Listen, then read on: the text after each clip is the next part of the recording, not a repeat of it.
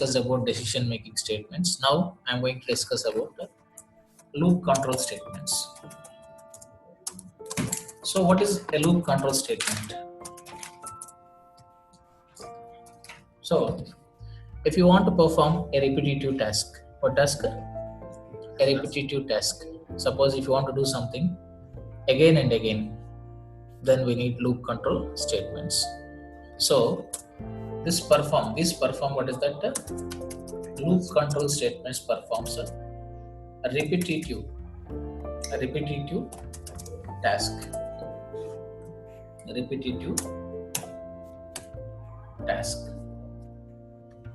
So that is a loop. It performs a repetitive task until a condition, you give condition here, until a condition is false. Means until the condition is false, loops keeps on executing. So that is basic idea. They performs repetitive task until a condition is false. I hope this is clear. It performs repetitive task until a condition is false. That's it. Next one. If you want to work with any loop requires these important basics. These are loop requirements. So what are the loop requirements? To work with any loop, you need initialization. What do you need, my dear friends? You need initialization. Then you need condition. You need incrementation or decrementation. In this way, you need these three if you want to work with any loop. What is that? An initialization, condition, incrementation or decrementation. So these are the basic loop requirements. Maybe you can ask me, what is initialization? Initialization specifies the beginning of loop. It specifies where loop should start. It specifies the starting point of a loop. In fact, what it specifies? It specifies a starting point of a loop. So where a loop should begin. That's what we call, it specifies the starting point of a loop. For example, you say something like int I equal to 1. Assume that this is a loop variable and I am initializing this to 1.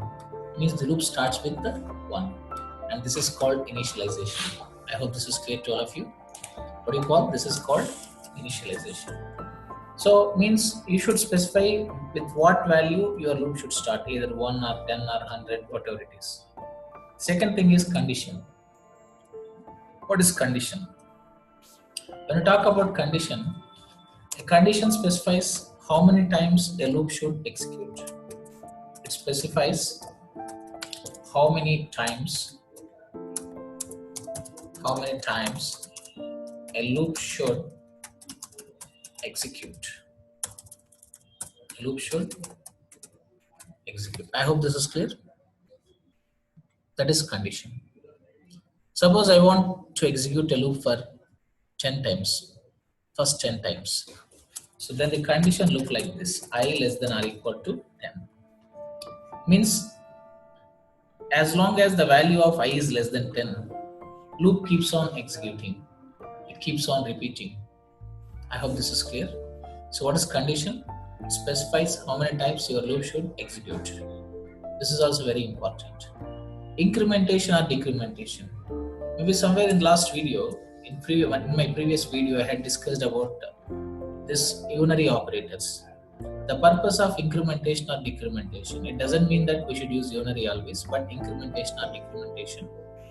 It is used to increment a loop or decrement a loop. Without this, your condition is never satisfied.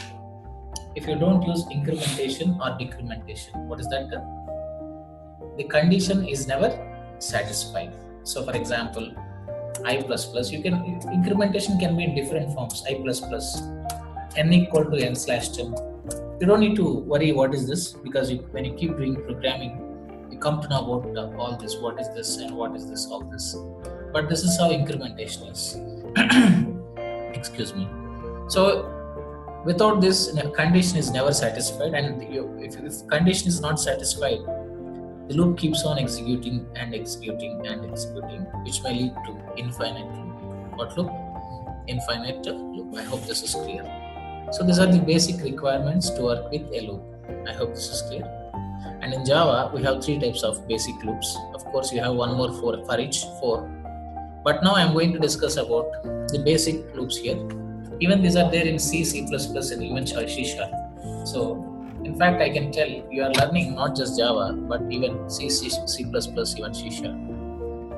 So the basic loops in Java, you have all this: while, do while, and for. So these are the basic loops.